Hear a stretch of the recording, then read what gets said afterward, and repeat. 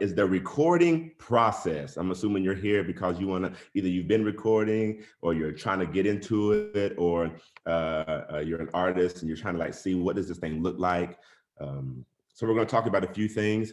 I tried to generalize it the best I could to make it in about 5 steps or so that we could like, it's broad, and then when we open up the floor for questions, we can ask specific questions and dive into it. People ask the question, is there a right way? Is there a wrong way to do it? What's the process look like? Well, I mean, I wouldn't say there is a right or wrong way, but there is a definite way that is easier, that you can keep things moving in a succession to make it smoother. The only example I thought of a minute ago was, if you're getting up in the morning and getting dressed and ready for work or for school or whatever you got to do for the day, and you put your shoes on first before you put your pants on, it may make it difficult. You know what I mean? If you try to put your pants on over your shoes, you may have to say, okay, this isn't working. So now you take your pants back off. And if you've paid for a shoe service, if you paid for a pants service, now if you have to go in reverse order, you may have to pay for that service again. So now you're doing double the work and paying double the money. But if we would have known, hey, maybe we should do it this way, let's put our pants on first and then our shoes, you could have saved time and money. So the first thing, we're going to go in order. I'm just going to shoot through a couple of these. Number one, finances. And I don't want to get into like too deep into this because we're going to do a session coming up soon on specific numbers on prices and things. What do things normally cost?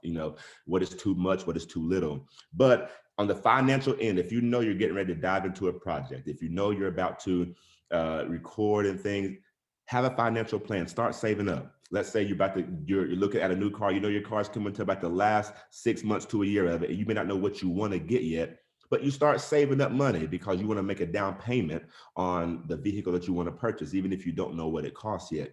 So start saving your money. Kind of get a plan in mind of what you want to do. It's going to make it easier. And then when you have a conversation with whoever, whether it be your producer or somebody who, or whoever it is, you kind of have some things to play with and you have something to get the process rolling. So financially, you want to get a plan, you want to start saving money and prepare for what you're about to jump into. And we can let you guys ask questions about that later, but we are going to do a session on specific numbers coming up soon about what do things cost as far as recording and things go. Number two is one of I think is the biggest part of the recording process to me, and that is the creative side of it, the creative content side. And I made a note, I said, don't rush the creative process. If you've ever done anything musically, from personal experience, let's say you're on a timeline, and I know timelines are real and you try to jump in and finish and complete things, but if you ever did a project or you played a song or whatever, and then, a year down the road, you look back on, you're like, oh man, if I just took a little more time and I could have said this lyric here or played this chord here, and it eats you up like, man, I wish I would have just took more time creatively, because what you say, what you put out, your content, that's a reflection on you. So you want to make sure that you feel good with it.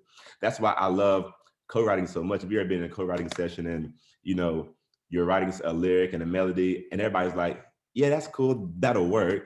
And that could work, but then that moment where everybody's like, yes, that's it. That yes feeling, like, oh my goodness, that is what needs to be written down. That's the feeling that you want to try to have. And of course, it don't always happen that way, but get as close to that place as you can, because creatively, if you finish that part and you feel good about it, and the artist or you or whoever gives you the thumbs up, the rest of the process gets easy. You know what I mean? After creatively things are done, because you don't want to get into the mix phase, which is when everything's done. They're like, man, this lyric is killing me. So now, guess what? That's like the shoe and pants ratio again. Now you got to go back if it's killing you that much, and you may have to repay for certain things because now you got to get a new mix. You got to just things start to happen. So if you work in a progression, it makes it a little bit easier. So that's number two. You don't want to rush the creative process. Make sure that what you're saying, melody, what you're writing, you love and you can feel good about a year from now. Of course, we never can tell because we always grow. We grow up as we keep doing music. We get better. Our skills get sharpened and things like that. But don't rush the creative process. Number three, after you have all the creativity, you've written everything down, you love the lyric, you love the melody, the song is finished and you feel great about it. You want to start now to build your team. If you've never had a producer before, you want to find a producer. Find someone that you trust with your vision of your song and your music, whether it's a record or, I mean, how many songs you're doing. Somebody that understands you, kind of can get inside your head. Or if you are the producer, well, we'll talk about that. We'll talk about it another time. So you want to build your team. If you have a producer, that's great. Now you and that producer may need to start to talk about, okay, who do we know musician-wise that can bring this song to life? You know what I mean? If it's a pop song, you may not want a bluegrass guitar player playing on it because the sound and the feel may not be right. So what you want to do is you want to make sure that you build your team, find out, hey, who would sound best on this song? What drummer do I want? What guitar player do I want? What keyboards do I want? What drummer do I want? And then when it comes to background vocals, if you're doing a song that requires BGVs, are you doing your own background vocals? Are you wanting to hire out background vocals? Who's going to be the best sound? Who's going to have the best blend? And these type of things. Of course, now the bottom line goes back to number one. It's a budget issue too. You know, you get what you pay for. We could go to Golden Corral, and you may get full. You know, you enjoy the time that you're there, but then the next week you go to Ruth's Chris or like a Brazilian restaurant, and you can taste the quality difference of food. You know, you can take the easy way out. You know, which is nothing wrong with it. If you're happy, you're happy, but you get what you pay for. And in music, you don't want to start getting into a habit of trying to cut corners because it'll show up in your artistry. And what people hear is going to be the representation of you. They can tell, okay, oh, that was cute, that was good, but you can tell a level of like, man, they really put time, money, and energy into the song. And it makes you credible when other people hear your song. They're like, man, that's nice. You know, that sounds good. It validates your artwork. So you want to build your team. After you build your team, you want to do everything administrative you can do. Because once you get into the recording process, for me, if I'm doing a project, once I get in the studio to start recording, I'm not looking back. I already know we got a thumbs up on the songwriting, thumbs up on the arrangement. I got the teams I want, the people know what they're doing. And once we get in, we're running. So after you build your team, you know who's going to do what, set schedules, find out, hey, when can you do this? Book the studios. Talk to some studios, shop around for rates. You know what I mean? You want good quality stuff, but you know, find a space that you feel comfortable in recording in, that your team will feel comfortable recording in, and shop around for rates. It's not a bad thing to shop around. You know, I could buy the same car from this lot as I could from this lot and save $5,000. You know what I mean? And it's based on relationship. You know, if you know somebody who has a room, you know, they may give you a better deal than somebody else does. So it's okay to shop around and ask questions. You know what I mean? You should definitely do that. Book studios. Find out who you want to mix the project when it's over with. Who do you want to master when it's over with? All these things that you're getting lined up before you even jump in the studio. Now, you don't have to do it that way. I'm just a very organized, down the pace type of person. I like to have a plan going in. And when I have the plan, I let everybody on the team that knows what's happening, I let them know what's happening so there's no confusion. Of course, life happens. You may have to rearrange schedules. You may have to, you know, switch some things around, and that's okay. But it's easier to navigate through things when we can see a plan. If nobody knows what's going on, a lack of communication, things can get jumbled up, and then you have a mess on your hands. And you know, and if it's your money going out of pocket, you'll get stressed out real quick. You know what I mean? It's cool with somebody else's money paying for it, but when it's your money, I never forget growing up. My parents used to say, LeBron, you'll never understand. You know, you're driving this car because we're letting you drive it. You don't take care of it, but the day you buy your own car, the way you take care of it is going to be different, you know, and that's the same thing. Whenever it's your money getting spent on projects, you'll become a little more administrative. Administration really isn't my natural gift, but I've learned how to be administrative in my adult life because when money's on the line, you start to get a little more organized. So, you know, who do you want to produce? If you have a producer, who do you want to mix? Who do you want to master? And then what do you want your artwork to look like? Start finding somebody who, you know, an artist or a graphic designer, somebody like, okay, who can take this song, and if I never heard the song, put a picture up that kind of can paint the picture of what I'm about to hear. You know what I mean? You want to get your team together, find out whoever can do what, shop around for rates again. You know what I mean? You may see something on social media is definitely an asset because you get to see people's work. They post their work on it. Man, I love the way they drew that, or I love that photographer, how they took that picture. You know, ask questions. People are looking for work. We just came out of a pandemic. Everybody needs some work, especially for entrepreneurs and people who don't have a steady job, and that is their field. You know, they're looking for work. So I promise you, they'll 9 times out of 10 they'll respond and you can get rates and they're willing to work with you, shop around, you know what I mean? And just create that relationship. You never know what can happen down the road with relationships that you may build, even from social media. I have a few of them, people I've never even met before in person, and we've worked for like 2 years now just because of social media. It makes it great. Number 4, okay, so let's recap. Number 1, make sure to save your money to plan, get a financial plan together, and we can talk more in depth on our next session too. If you have questions, we'll ask those questions too. You can ask questions about money. Prepare, get a plan financially, save up.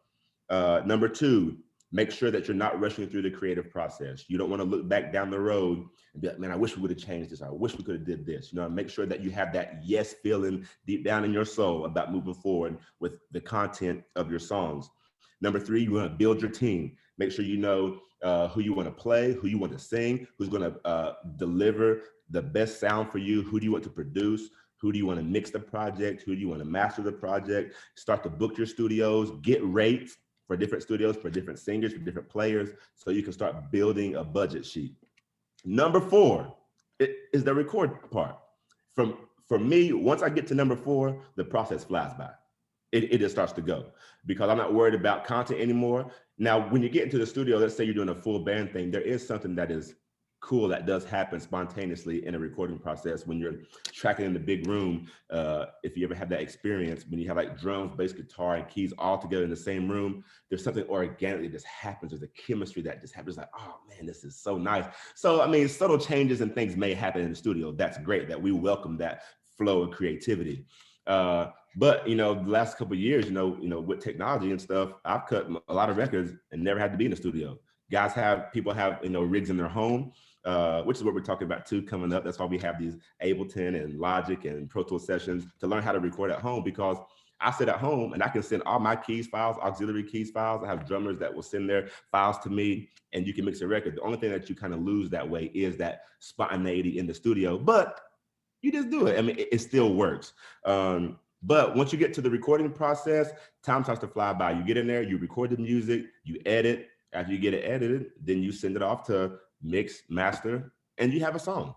You know, if you're a producer, after it's edited, for me, I'm kind of, my hands out of it now. My job is done basically because that's off the mix in somebody else's hands. You know, you start to have revisions. You be like, okay, hey, let's try this. Let's change this. You get the mix you like, send it to master, and you're home free. After that, number 5, which is something for independent artists that can be hard if you don't have a gift of it. Some people just have a gift to do it, but that is self-promotion. We have a great outlet today. Social media has changed the game for everybody. It has changed the game for everybody as far as promotion and marketing and things like that, because you can post things, you can get traction about it, but you have to learn to be a good self-promoter. You know, it's hard to talk about yourself. It's hard to be like, hey, go check out my song, but people want to hear what you're doing. You know what I mean? If people in my family have big life things going on and it's exciting, I want to know about it. You know, you can tell me, you know, I'm going to be excited with you. Sad thing is, you know, in today's world, everything in the music business, everything is so competitive. And that's why I love our Writing Rounds family, because we support each other. When somebody else has a win, it's like we all have a win. You know what I mean? We push each other. We encourage each other. We want each other to be successful. You know what I mean? We can root for each other. And I think that's a beautiful thing about Writing Rounds. So just to recap over this, and we can open the floor for questions. I don't want to talk too much because I want to make sure we get lots of time to answer questions. So number 1, get a financial plan, start saving money. And then after you get into it, talk to somebody. If you need to talk to your producer to advise you on what things will cost, we can start breaking down numbers specifically of what to prepare for. Number 2, you don't want to rush the creative process. Make sure that you have that yes deep down in your soul about, hey, I feel really good about what's being said, what's being sung, what's being played, and you can move forward. Number 3, you want to build your team. Who's going to play? Who's going to sing? Who's going to produce? Who's going to mix? Who's going to edit? Who's going to master? Get all those things together. And as you're getting that together, it will also start to shape the financial piece for you to see what you can do here. You don't ever want to cut corners and cheat, but there are things that you can get around, like, okay, you know, I don't necessarily need to have this. And I can save money here. You know, it's still a business thing at the same time to try to navigate through. But so you want to do that. You want to build your team. Number 4 is the recording process. Now, after you get here, remember, you've already booked the studio. You have your schedules, right? You know when players are coming in. You know the time slots. You know everything. It just gets easy. Go and record. Get your stuff. Let the producer edit all your stuff. You know, send it off to mix. When you give the thumbs up as the artist and everybody feels good, you have a song or a record or an EP. And then number 5 is the promotion piece, which is very important. Um, to have friends and family that will support and say, hey, do you mind? It's okay to ask, hey, do you mind sharing this on your page? You may get 8 out of 10 no's, but them 2 yeses are still 2 yeses. And those people who they're connected to can start, it's just a big network. It's a big network chain of things. So that's really it. I try to like make it as broad as I could without getting too specific so I can leave the floor open for questions. So if there's any questions, let's jump in. We can dive in and see what we could come up with. You do have a couple. So, do you record in a certain order? Bass, keys, guitar first? Mm. So if that's for me, if I'm a keys player, so I don't play guitar. I mean, I can play a chord or two, but I'm not going to be able to really tell you what you want to hear on guitar. Uh, so for me, if I'm producing the record, I'm going to track everything out on keys. I'm going to do a whole bunch of stuff to give a good reference for whoever the artist is or the other players, so they can kind of get inside my head and what direction I'm leaning in. So I know some players who are guitar players who are producers, and they'll track guitar stuff out first. If you're in the studio with a full band, then you're doing it all together anyway. But if you're, for me, say you're a guitar player or you're a singer, if you're a singer, you can record your vocal lead lines and your melodies and stuff, even if you don't have all the lyrics yet, just to it will paint a picture for me as a producer to be like, okay, I kind of see, it helps me feel tempo, I can feel a vibe, I can hear like your vocal tone, your inflations, how you're saying certain words. It can kind of point me in a direction too, in my mind, to kind of shape things. So there's not real one way or the other to try to do it. There's no right or wrong order to do it in, as long as what your idea that you're trying to create can come across to whoever the artist is, or to yourself, or to a producer, to kind of get inside your head, and you can build from there. So there's a right or wrong way, not really, just whatever you can do. I'm a keys player, so I'm gonna program stuff on keys. I'm gonna get a whole bunch of pads and synths and pianos and bells and whistles to try to paint my picture and build a drum loop. Hope that answers your question, Sebastian. Okay. Best way to evaluate a producer to find one that works best with you? That's always tricky, because now you're talking about a personality. You're talking about a person. You're talking about, this is the way I do things versus this is the way you do things. As an artist, you need to remember that you're still the boss. You're hiring a producer, yes, because they do something that you can't do and you need them, but they also need you too. And you're the one spending the money to hire a producer to do the work. So you have to remember, you are the boss. But the way that you can start finding, like I said, social media, that's a big, find somebody that man, I love their sound. And what they're doing is nice. I think that would fit me. That would fit me. Then the worst thing that can happen, this is something I've lived by forever. The worst thing that can happen if you ask a question is they say no. Okay, no. And you move on. Find somebody else. You know what I mean? But keep looking for something that's going to fit your sound. That's what I want to say too. If you're in a hurry to record a project, I'm saying there's just certain things that I would not rush. Yes, the creativity, but also don't rush who you decide to work with as a producer, because you're giving your music and your whole vision, who you want to be, you're virtually giving over to them on a platter, saying, take my little thing right here that I have and elevate it and make me sound good and make me look good. That's basically what you're doing. So how do you find it? I would go look somebody who has the sound that you think would fit you, have a conversation. If they say yes, then try to meet, maybe send them a sample of something. You know what I mean? Say, hey, all I have is X amount of dollars. Could you just build me like a little rough demo or something, just so I can kind of hear if we would be a good, and see, and during that communication time is going to tell you a lot too. Sometimes the product may be great, but if y'all don't vibe, if there's no communication, there's no, you don't feel like your ideas are getting really considered, they just kind of take it and do what they want to, you may want to go a different direction. I don't care how great they are. Remember, you still are the executive above them and kind of shape your own picture. So you want to make sure that you all vibe, you have a great working relationship, that communication is good, that you feel safe musically to give your ideas over. And then to understand too, even though you may have this song and you may hold it close to the chest, you too also have to have some wiggle room to be flexible. Like, okay, I can compromise on this. Like, okay, I think the producer may know more about this than I do, and I like the way that sounds better anyway. And then to also be able to be like, hey, I don't like that. Let's change it here. And how they respond to you will tell tell the story like, okay, you know what, we can work together. You know, he's flexible, he or she's flexible and knows, you know, kind of what I'm looking at, you can move forward. So having a producer is very important, but those are some things that you want to make sure that you mark off your list that are not red flags, that you can communicate well, you'll vibe well, you don't feel like he's trying to cheat you out of money, which is why we're going to talk about financial things in our next session. So hope that answered your question too, whoever asked that question. And just to piggyback off what he said about the not rushing the process thing, I know as an artist, and he hears me say it all the time about how I'm ready and eager to start working on something. Let's go, let's go, let's go. Um, but sometimes that is terrible for your song. And I remember when I came to LeBron and said I wanted to start working, he didn't just say yes and us start working because I could sing and he could produce, and so it should be able to work. Like it took a minute.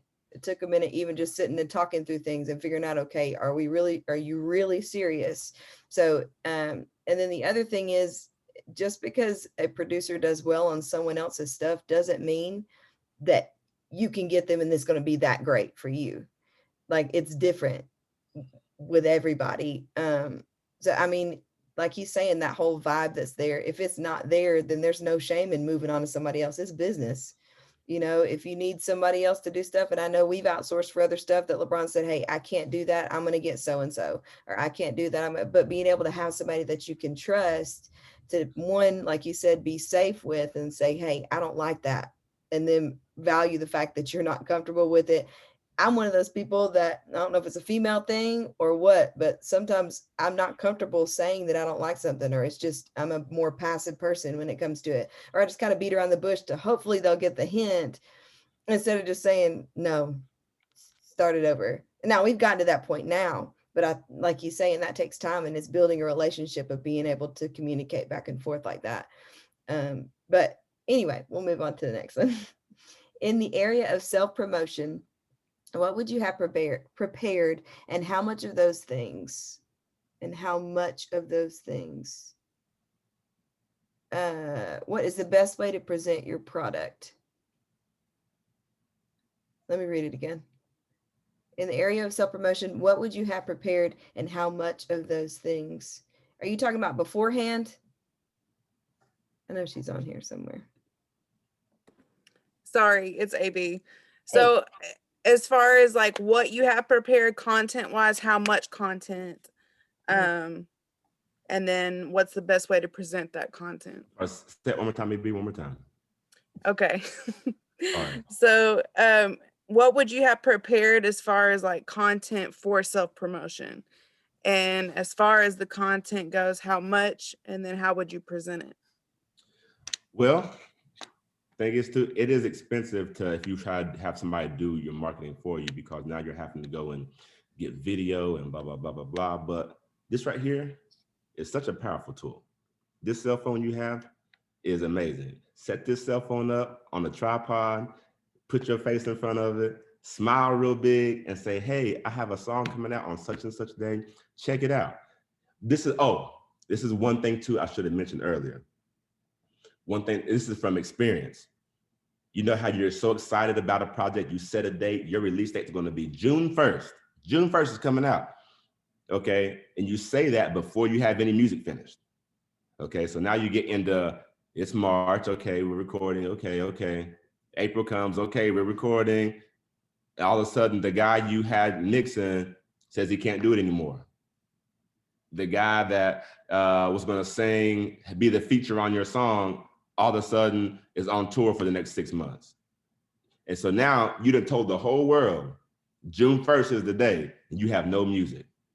One thing that I have learned is I don't set any date until I have the final file in my hand. When I have the master file, after it's been mixed, mastered, and I have it, and it's the one I like, then I can start promoting. Because then in all your videos now that you put up on social media, you can have the music bed playing underneath it of the song. You know, your artwork is done. You can post a picture of your artwork now. You know what I mean? So you can build momentum. There's nothing worse than building momentum to a day. The day get there, and now you got to make an announcement. Hey, I'm sorry, it's going to be July. So now like all the buzz and, you know, momentum of it is gone. You know, so people are like, You know, it makes you feel like you didn't have a plan, that you wasn't prepared to deliver on what you said. Because people are watching, whether nobody responds, whether nobody writes you a message, whether nobody comments on a post, they see and they watch and they know. So that's what I would do. I would wait. This is just personally, unless you just know your team is ready and they're going to deliver it with it on time. I would wait to promote anything until you have some final things in your hand. Then you can blow social media up. You know what I mean? Create a post, do different things, make videos, create little graphics. If you have extra money in your budget, have somebody do a video for you. Have somebody create some graphics for you that you feel good with, that you have a photo shoot. If you have the, you know, it's all down to, you know, what you have financially to be able to pay for. But this phone is free, well, not free, you know, because we're paying for it, but essentially it's free. You know what I mean? Post that phone up, take a video, talk about it, let people know, share it. And then your friends, you know, ask your close friends and family, hey, would you mind sharing this or talking about it, just to help create momentum? Like I said, the worst thing that can ever happen in this business is somebody tell you no. No, okay, move on. If I stopped every time I heard no, I wouldn't anyway. No kind of gives me fuel to just keep trucking and keep running along. So, AB, I hope that kind of helps you kind of answer the question. I try to make it general, but that's how I would do it. That's my personal. Yes, thank you very much. And that's not to say don't have a goal date. That's just saying don't share it with everybody until it's ready. Like you can always have your ideal date. And keep in mind, it takes a while to get those things up on Spotify and iTunes and all that. So you can't just pop it up and say, oh, next week I'm going to get it up there. It ain't going to be up there next week. So factor in all your time. LeBron, what genre of music is your strength as a producer? You know, that has changed over the course of years. I grew up in church with a very heavy gospel background. That's all I play. That's how I cut my teeth on artists like Fred Hammond, Ricky, and then I liked Fred because his music had like a groove to it. Fred Hammond's music just sits good in my soul. But I grew up with big gospel choirs, so people like, you know, Kurt Carr and, you know, Donald Lawrence, those type of artists definitely shaped my playing. But once I went to college, you know, that was the first time I really was exposed to contemporary Christian music, like CCM style music, you know. And I'm not gonna lie, it took me a long time for my palate to switch over to that. Cause, you know, you coming from a heavy gospel background. I don't know if I need to share this with y'all, what I'm about to say, but no, I won't share that. So, so the CCM thing. Huh? Got you now. It sounds so greedy, but I'm promise it's not from a greedy perspective. But you know, if you grew up how I did, you know, in the country backwoods black gospel church, you know what I mean? The theme is you playing for the Lord, and hope you get a piece of chicken after church. You know what I mean? Talk about it. And so I come to, you know, these other type of environments, and I had a guy tell me one time, and it changed my life. It changed my life. Now, I'm not saying y'all need to go do this, because I think there is still integrity in your gift, that you shouldn't just be out here doing, you know, there's a saying that say, if it's paying, I'm playing. You know what I mean? That is one mindset that I don't like, because I'm like, you know, I have the gift. I'm not saying that you're not worthy of your hire. As a singer, songwriter, musician, I believe that you absolutely should get paid. I mean, you absolutely should.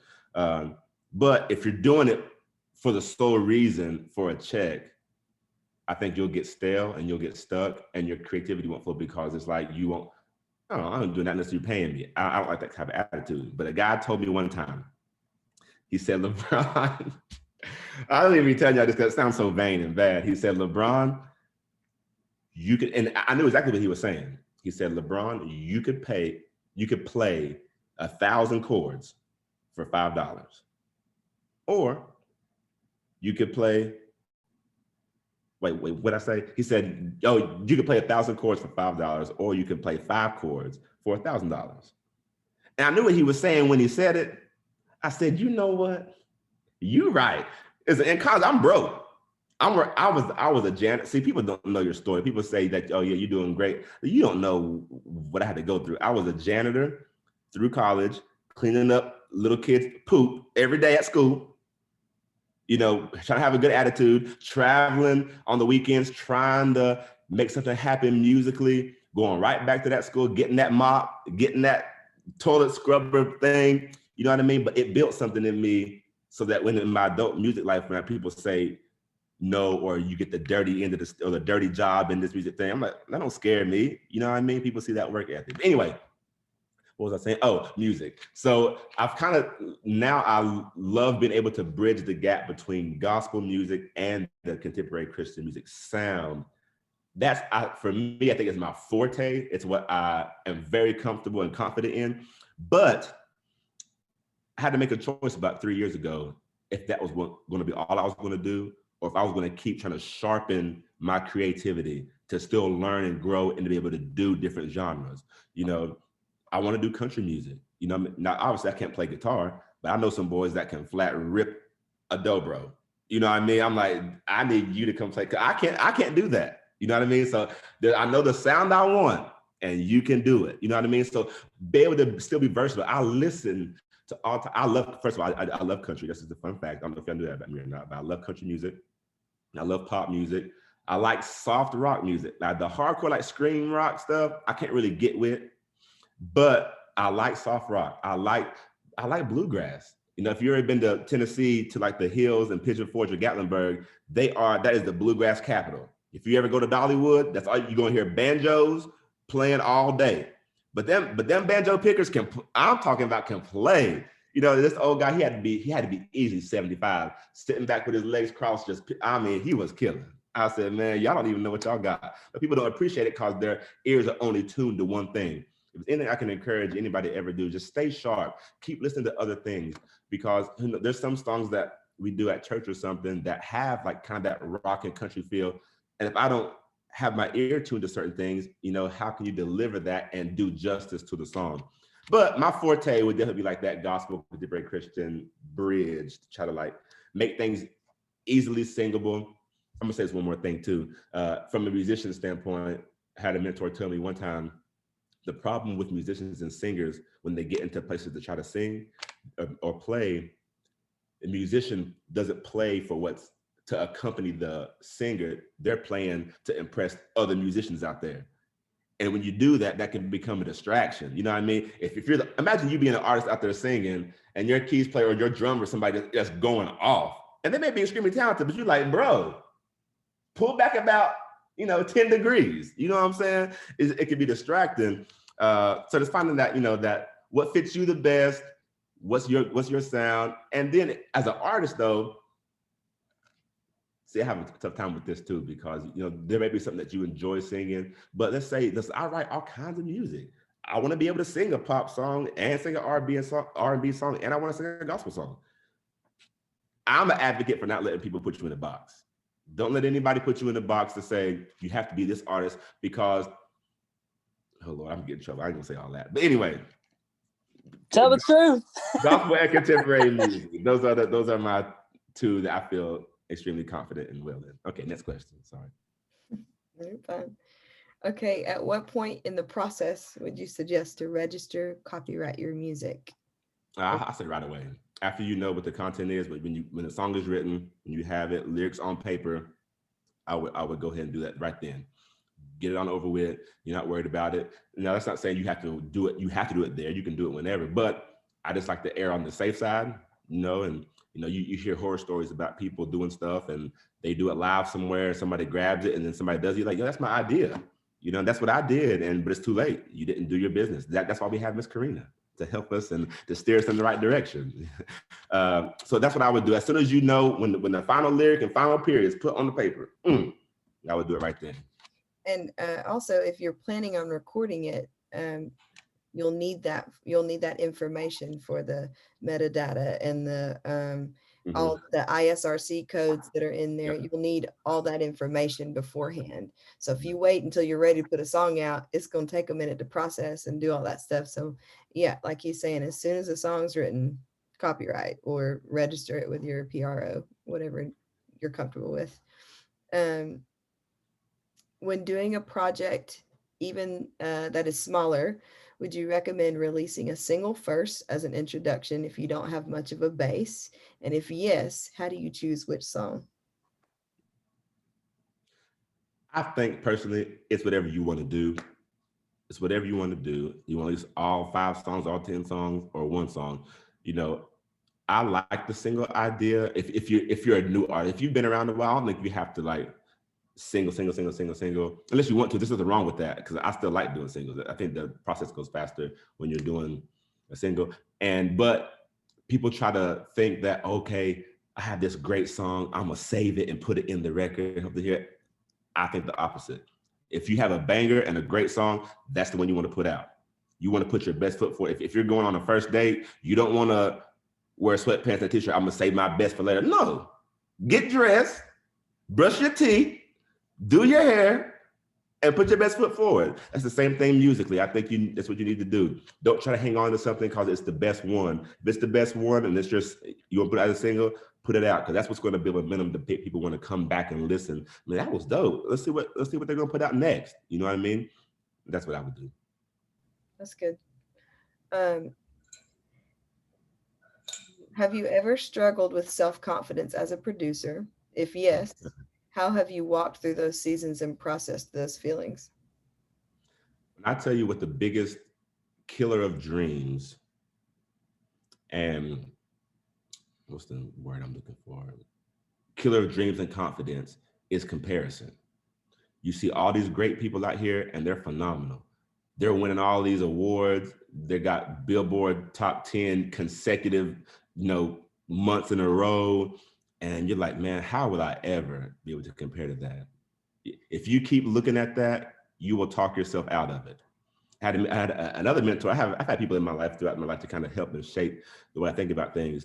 I had a mentor tell me one time, if I can talk you out of what you believe you're designed to do, you wasn't designed for it. If I can talk you out of being an artist, you wasn't designed for it. There has to be something inside of you that says, you know what? I may get 10,000 no's, but on that 10,001 may be the one. That's why I say, if money is your driving force, if fame or to have 20,000 followers on Instagram is what drives you, you're in it for the wrong reason. You're in it for the wrong reason. Music is something that I believe is a gift that you were born with, that the Lord gave you, and you have a choice. Am I going to use it or I'm not going to use it? And if I keep looking at these other producers or even musicians, there's been times where I feel like, man, my playing skills aren't up to par. Like I'm on like a level 2 compared to them. And especially when you see these young guys, there's these 16, 17-year-old kids coming up that are killers. I'm like, bro, I don't even know where you came from. And they're playing in these backwoods places, don't nobody know who they are. I'm like, yo, you are phenomenal. And if I look at that too long, it'll discourage me. But I'm like, you know what? I know what I'm great at. I know what I have a skill to do. And I know what I'm supposed to be doing. So I stay in my lane. And that's why if you start to have this competitive attitude too, like it's a competition, you'll wear yourself out. You'll dig yourself in a hole and you'll bury yourself too. Find what you know is for you and do it. Do it to the best way that you can do it. And as you learn and grow, you're going to keep growing and keep getting better. So I would never start to compare yourself. That's why also, again, and this isn't even me trying to plug Writing Rounds. This is to be saying, that's why I love this environment, because it's not that competition. If somebody in our team and our crew and our network writes a great song that Beyonce records next week, why am I going to be mad and upset that, man, why have I put myself? Yo, it's our crew. Like, it's our family. It's our team. We all win. And when y'all go to them Grammys, I'm going to be right there in the back hollering. Yeah, I'm going off.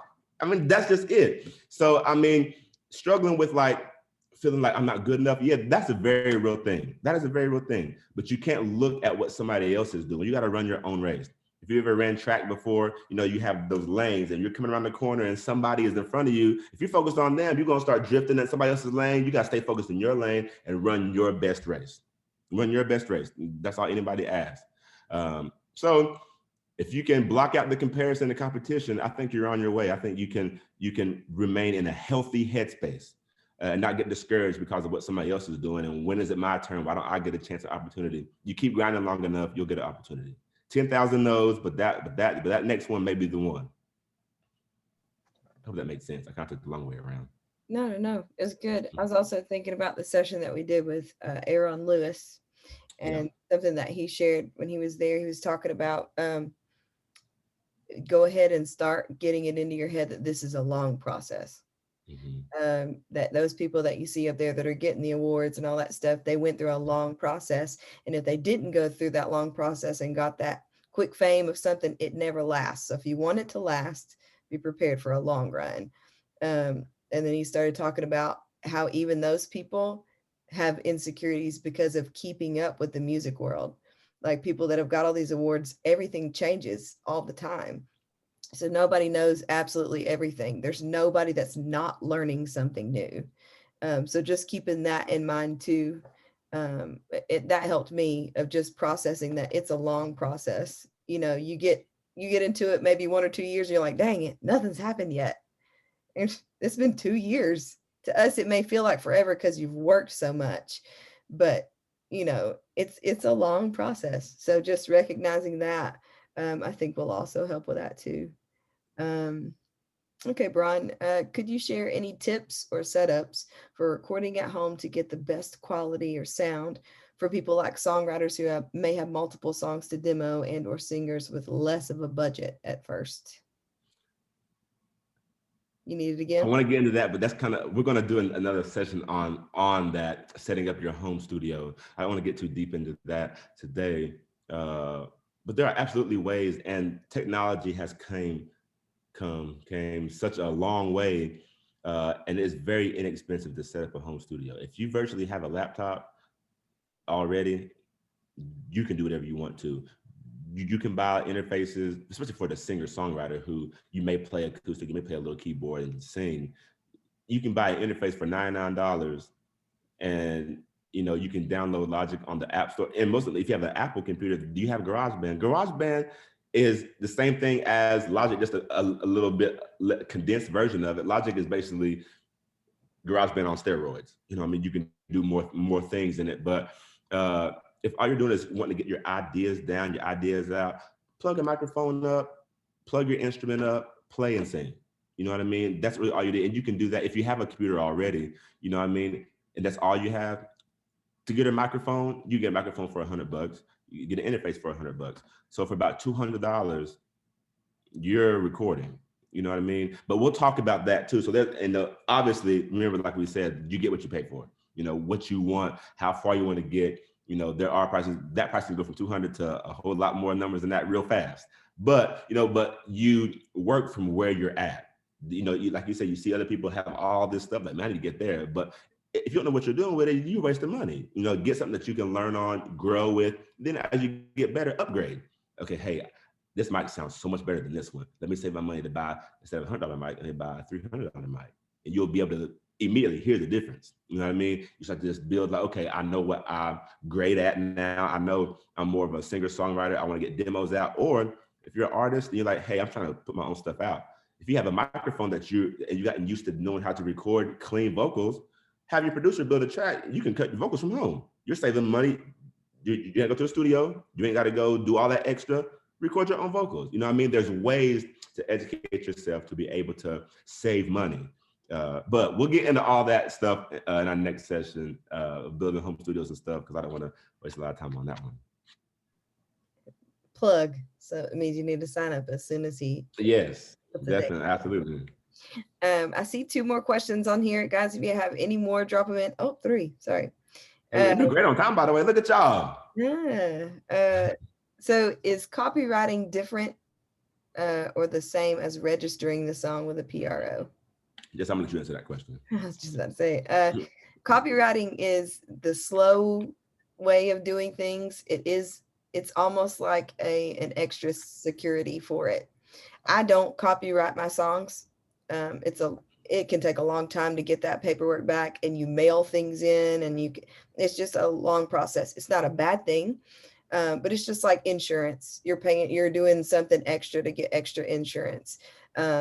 So far, what I've had and what anybody that I've talked to has done, the PRO has been enough, just making sure that it's cataloged, because that has already said, hey, this is my song. This is my stamp on the song.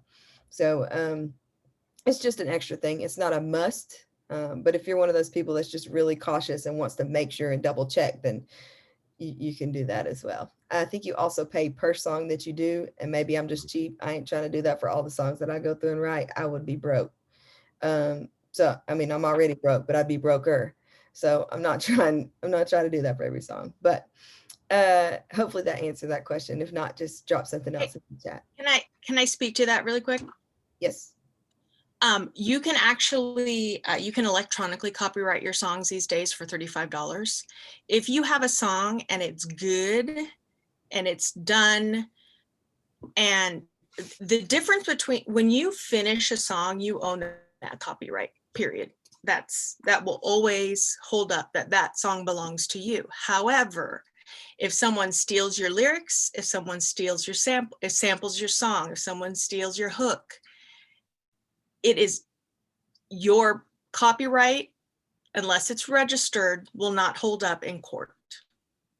So if you want that extra, if you're a serious songwriter and you want that extra insurance that that song belongs to you, $35 electronic filing, send it in. Otherwise, the song belongs to you. Just if something happened, that copyright wouldn't hold up in court unless you have it officially registered. Yes, from the queen herself. Thank you, Karina. Yeah. I knew you were going to pass that question off. Of course. Do you recommend, I know your answer to this one too. Do you recommend an upcoming producer to shadow other more experienced producers? If so, how should one go about approaching producers and musicians in the industry to make that happen? Oh, absolutely.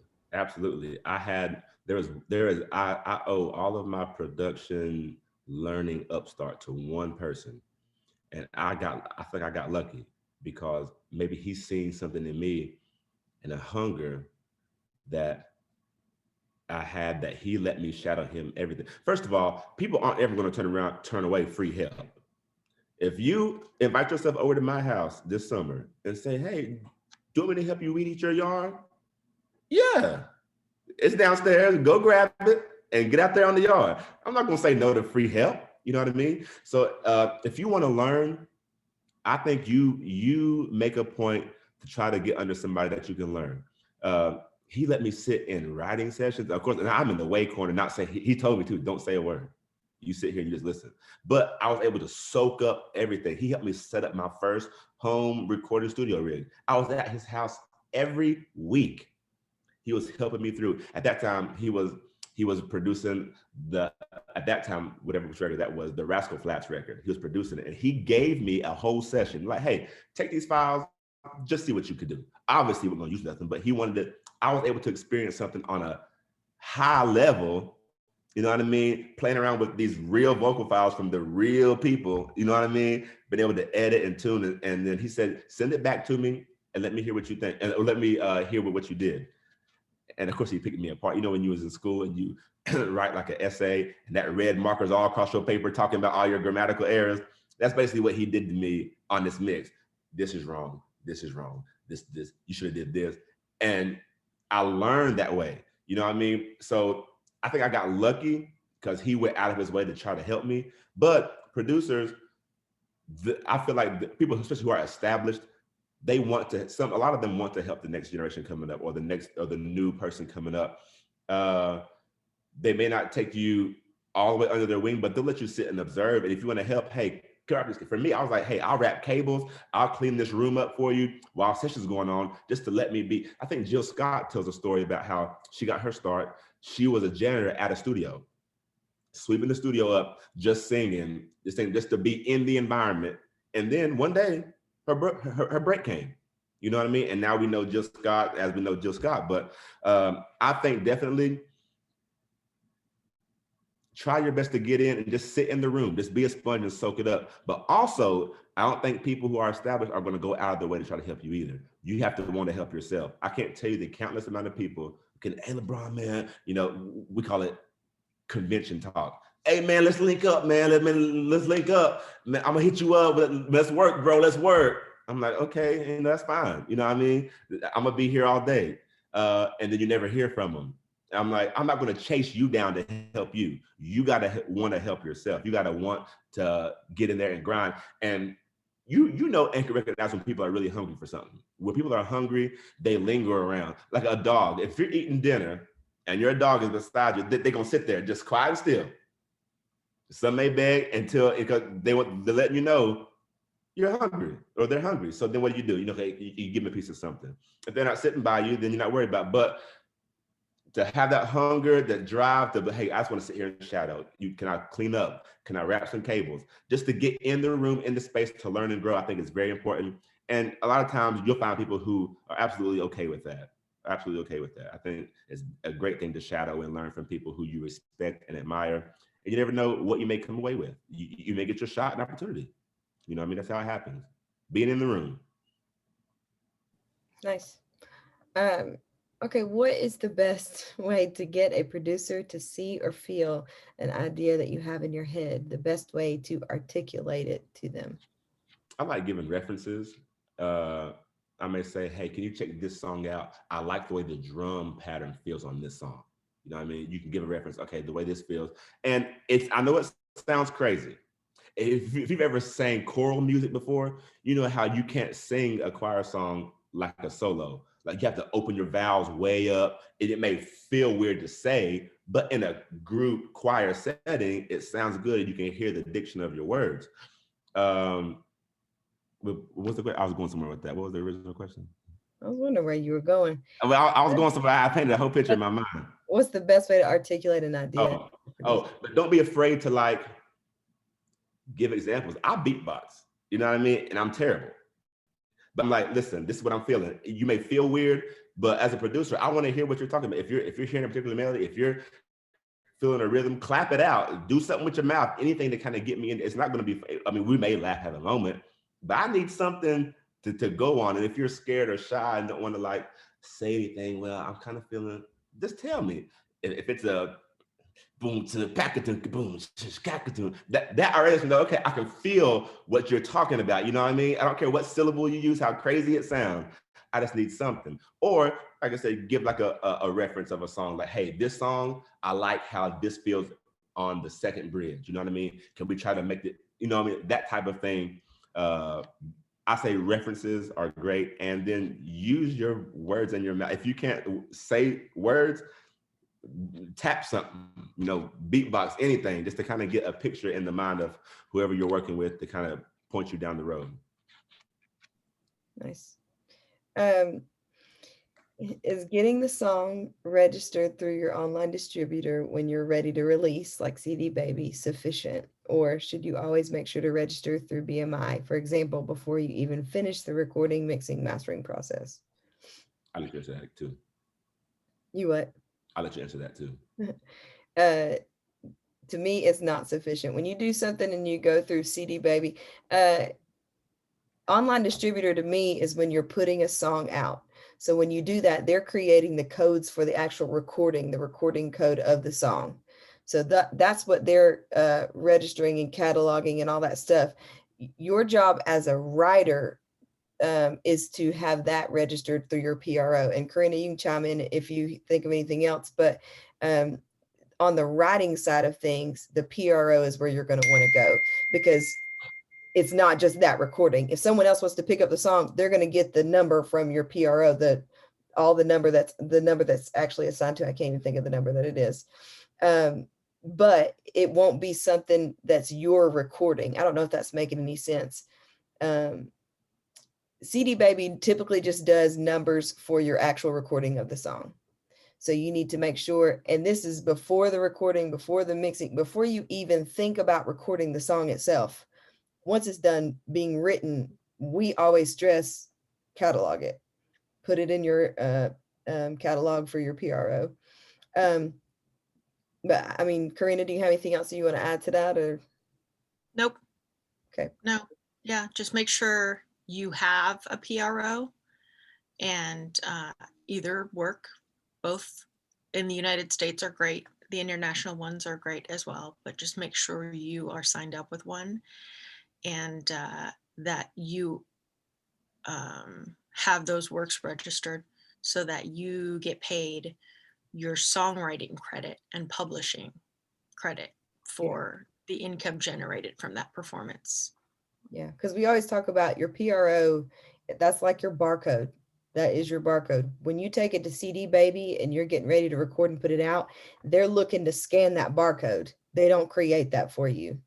So you need to have that ready already before you take it there. Now they do publishing and stuff through that. They have CD Baby publishing that you can do through there. But again, it needs to be registered with something. I hope that makes sense. Bottom line, register it with whatever PRO you're affiliated with. And that would go for anything that you guys have questions about. I think that there's only one more that I'm seeing. And I'm hoping you give the answer. I'm thinking, who do you recommend sending your song drafts to for feedback? I'm going to tell you who not to send it to. Don't send it to friends who always sing your praise all the time, because they will lead you down the path of embarrassment. Because they love you. Oh, baby, don't send it to your mom and them. Don't send it to your aunties and cousins and them. They'll be like, oh, that's so beautiful, baby. Because you they family. I would send it to somebody who you know is going to be brutally honest, but with experience in it. Just because they're honest or whatever, they need to have musical background experience. They need to be already been doing it. Somebody that you trust, who, like a better word terms, an accredited person in the music field that you can trust to give you real feedback. Now, that doesn't mean you have to take everything that you hear. You know what I mean? But that's why I don't like mixing my own records that I produce, because I like to have a different set of ears on it, because they may catch things that I didn't hear because I've lived too close to it for too long. So I need that other perspective. You know what I mean? That's why I like co-writing so much. You know, when you write by yourself so much, or if I arrange by myself so much, my stuff can start to sound the same. You know what I mean? I want to be able to pull influence from somebody else to be like, oh man, that kind of opened I wasn't even thinking that way. Why did I think of that? You know, it kind of opens you up to maybe find a different lane to go down. So when you're wanting to get feedback on a song, I would let people hear that you trust, that you know is going to be honest with you, that don't mind hurting your feelings. Of course, not be mean, but you know, we get our feelings hurt because if we feel like something's great and we hold it close to the chest and somebody says, I don't like that, it's like, oh man, it's like a shot in the heart, you know what I mean? But that type of criticism and feedback, you know, especially if you trust them to tell you the truth in love, then it's easier to receive, but it makes you kind of go back to the drawing board. I'll never forget the song that I just finished actually just, you know, a day or so ago. When I started on it, I was in the middle of doing a Christmas project. And so my brain was all Jingle Bells forever. Jingle Bells. And I couldn't get into, and this song is that gospel with a little bit of contemporary Christian sound in there. And I remember the first couple of drafts, I'll let some people hear it. And you can always tell people like, that's nice. You're like, okay, this ain't it. That ain't the response I was looking for. You know what I mean? That ain't it. So you go back to the drawing board. You let them hear it again. They're like, okay, I like the chorus. And that's all they say. I'm like, okay, this song ain't ready yet. You know what I mean? So you got to go back, but you have those people that you trust. And then, you know, that feeling whenever you find out, okay, I know this is it. And you let people hear, they're like, that's the one. You know what I mean? But if you didn't have that feedback, I think feedback is good. That's why I like co-writing, co-arranging, because it's not just you making the decisions. You kind of sharpen each other. So send it to somebody you trust, that you'll be honest with you, that has a good knowledge and background, that's going to tell you the truth. Know that you won't get offended, you know, and if you gotta go back to the drawing board, go back to the drawing board and make it happen. That's what I'd say. I think there's a couple more that's popped up. So what are some of your go-to sound libraries or plugins when producing? Ooh, well, see, I'm a keys player. You know, if I was a guitar player producer, you know, I would have, I do have a couple of guitar plugs for like guitar sounds and stuff. If I have a guitar player come play, they can play something dry, what we call dry, like no effects, no amp, just plug your guitar up into the system, and I can pull plugins up for guitars to get the tones I like. But as a keys player, especially in like the pop R&B world, I'm gonna tell you something. If you are not a player and aren't really a musician like that, subscriptions like to Arcade and Splice and Output and things like that will be your best friend, because they have tons of sounds and samples and it's subscription based for $10 a month or $12 a month. It's like having Spotify or something. You can get it. You can get, it's almost like a bank of credits that you have every month, and you can pull anything. You can pull loops in different keys, different BPMs to try to, if you're a singer songwriter, don't play, and you need something to kind of help you to feel something, and you're working in software a little bit, GarageBand. Find what tempo you want a particular loop at. If you want a bass groove or a drum loop or a keys loop or a guitar loop, drag it after you purchase it through your subscription. You're already paying for it essentially. Then just drag it into your software and you start to build you a session. That is something that I would definitely use for ones who don't play. If you do play like me, I'm a keys player, so I'm a main keys type of player that does do auxiliary stuff when I have to. But I got guys who are incredible they just can hear what needs to go in the song. You know what I mean? So if we have a budget, I outsource my auxiliary stuff. But when I have to, I do. So I use stuff like Omnisphere, Keyscape, of course, Arcade. There's another one that I like to use, like any Contact. I don't know if you know what kind of stuff. I know I'm Contact with a K, Konta. I couldn't remember if it's just a K or a C. I don't know how it's spelled. Anyway, Contact with the K. But these are like plugins that you can get to use. Now, these are starting to get expensive. It's starting to get expensive now. That's why I kind of like the subscription base, because one, you can cancel when you want to. And after you have the sounds, you have them. You know what I mean? You put them on a hard drive. But when you buy plugins, like plugin bundles, you start to get pricey. If you want Omnisphere, that's going to cost you, $400 or $500. If you want Keyscape, it's going to cost you $300-400. But it's worth it. I mean, it gives you gigs and gigs and thousands of sounds. That's what I would do. So when you get serious about it and you're ready to take that plunge, I would definitely do it. It's going to open up, like Omnisphere. I can pull it up at so many sounds. I can close my eyes, any mini mighty mode, pick up sound and push the button, and it'll inspire a whole song. You know what I mean? Just the sounds that come out of the box. I'm like, oh my God, this thing sounds huge. You know what I mean? It just helps you get down. But if you're a beginner, singer-songwriter trying to get in, I definitely recommend Splice, definitely recommend Arcade. These are things that are subscription-based, $10 a month, and you can just go click, sift through sounds. If you want, you can be specific down to like drum loop at 130 BPM. You know what I mean? Pull stuff in, it just helps you to get in that creative mode. I hear singers and songwriters say all the time, I have songs, but it's hard to write to nothing. I need some type of sound, music, or something that will get you down in the ballpark. For $10 a month, sacrifice Disney Plus for a couple months, get you Splice, get you some sounds you like, and then cancel it when you're ready. That's good. Okay. Along with shadowing and YouTube University and things like that, would you suggest any resources or courses for starting producers to learn from? There's this thing called like masterclass online that you can definitely get, and you can kind of do it specific to what you're looking for. If you're a musician, guitar player, keys player, and they give you the perspective from that particular instrument, or if you're a mix engineer or whatever, they give you that perspective. There are resources. The only thing I don't like about YouTube sometimes is it seems like when you look for something, they'll tell you everything but what you need to know. You know what I mean?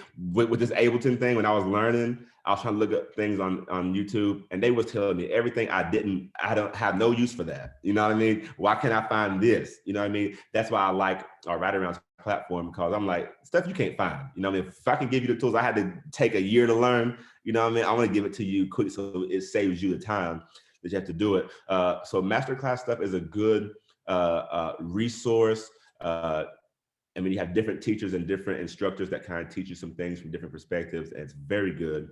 I would definitely look on social media for certain things, because certain people have their own personal websites that they put content up on. So, you can look up certain people, go to their bio, find the link for their website, and you can sign up for certain things. You can get on subscription list. I did that with Ableton. There was a guy, he played for not Elevation, Planet Shakers. He was their keys programmer. He programmed like their whole, all their concerts in Ableton. And so he broke it down piece by piece, and his format is really the one I kind of use today, more or less. And it was a subscription I paid one time, and he just kept sending information out, you know what I mean, through it was an automated message, but he kept uploading content. So I think that's a great resource to have.